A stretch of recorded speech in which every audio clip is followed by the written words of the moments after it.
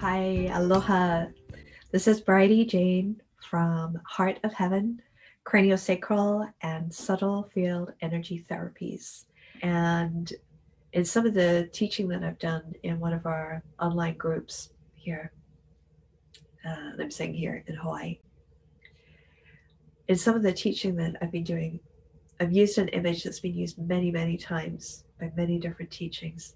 And it's one that I personally have a relationship to and love. And it's the teaching of metamorphosis. It's the journey of the caterpillar turning into a chrysalis, and the chrysalis turning into the butterfly. And, we're all familiar with this. Anyone that's has any connection to nature is familiar with this evolutionary journey. It's one of the most profound scriptures, I think, that exists in nature. There are many. Nature is a beautiful scripture if we know how to be with it and be present with it, because all the teachings of existence reveal themselves if we pay close attention to nature. But in the case of the butterfly and the chrysalis and its predecessor, the caterpillar, that caterpillar has no idea what's going on. Doesn't have any idea why it's this crawling creature, beautiful little crawling creature, pretty slow, takes a long time to get anywhere, but it's present and it's doing what it's meant to do. It's doing what it came to do. It's doing its journey until suddenly one day that isn't working anymore. It has another mission statement. And now the mission statement is build a chrysalis, build this little cocoon like home, and create that little shell, that little chrysalis shell around itself. And within that chrysalis shell, in my way of seeing it, I call it metamorphic soup or butterfly soup. Everything that was the caterpillar dissolves. And it's like this DNA soup, this extraordinary metamorphic journey of dissolving the false self or the past self in the case of the caterpillar and becoming the true self or the new self in the case of the butterfly. And that caterpillar has no idea, to my mind. I don't know. Do caterpillars get a guidebook on here's what's going to happen and how it's going to look, and here's the payoff at the other end is you're going to be a butterfly? I don't think so.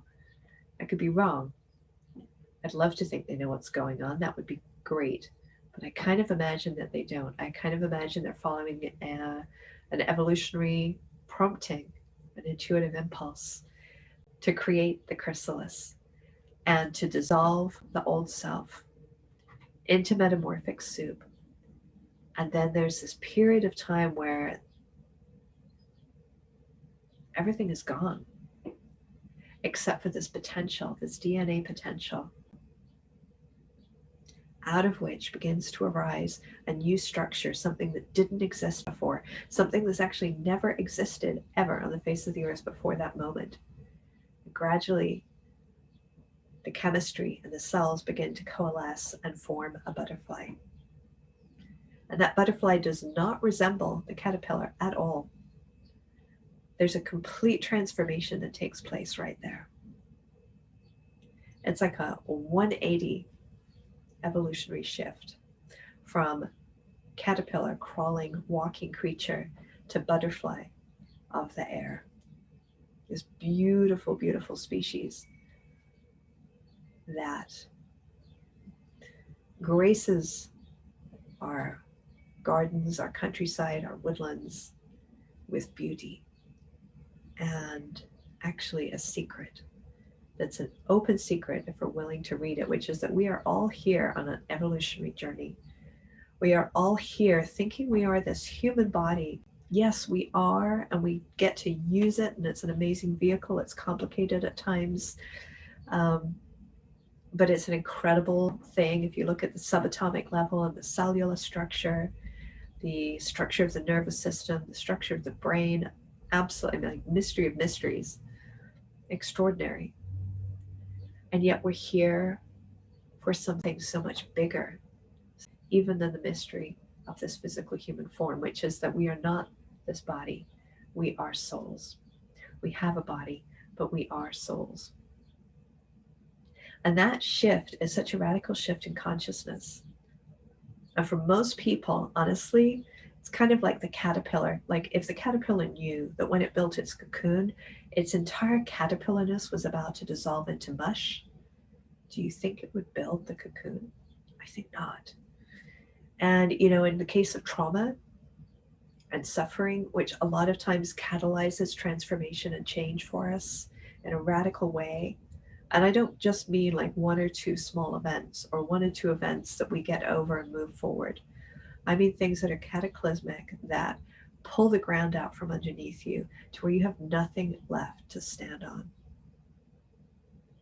except for the question why. And that is the question that we came to ask.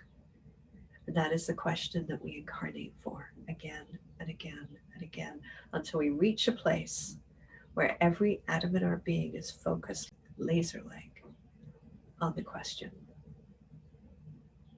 And that's why in the East they say a smooth life is not a victorious life. Why not? A smooth life sounds really great. Yes, it would be great if we were here to simply be human, but we are not. We're here to evolve. We are here to awaken and reawaken the knowing of the soul. And just like the caterpillar who transforms into a butterfly, oftentimes that comes through suffering. Oftentimes that comes through loss and letting go. And in the case of the caterpillar, it lets go of everything that is known, its entire form, its entire way of operating, its entire way of being, its body. Everything about it is gone. Metamorphic soup. And out of that comes a transformation that that little caterpillar could not have dreamt of. And that transformation is what it came for. And transformation is what we came for. We came to awaken from the dream of being this limited creature and to realize that we are completely unlimited source energy, divine consciousness, the soul.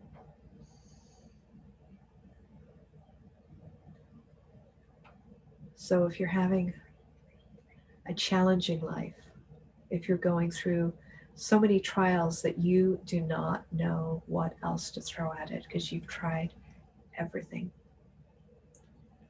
that is the point where you get down on your knees.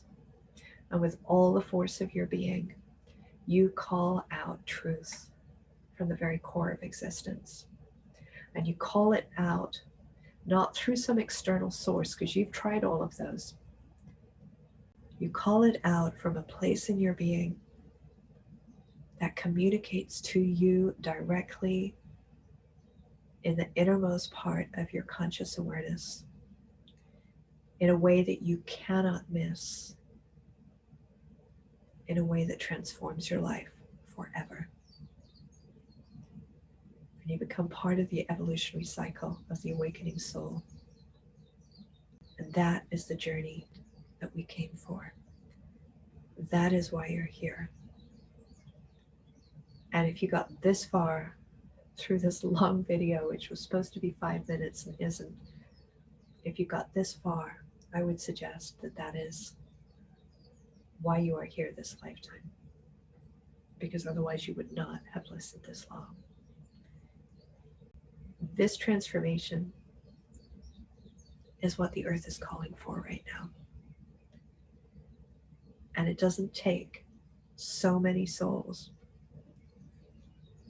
In my tradition, my guru says, one moon shines brighter than 1,000 stars. One of the great Christian mystics said, when this I shall die, then shall I know who am I. When we dissolve the self, the personality, and the life that was not working, that needed restructuring from the ground up, that has endured and witnessed so much suffering.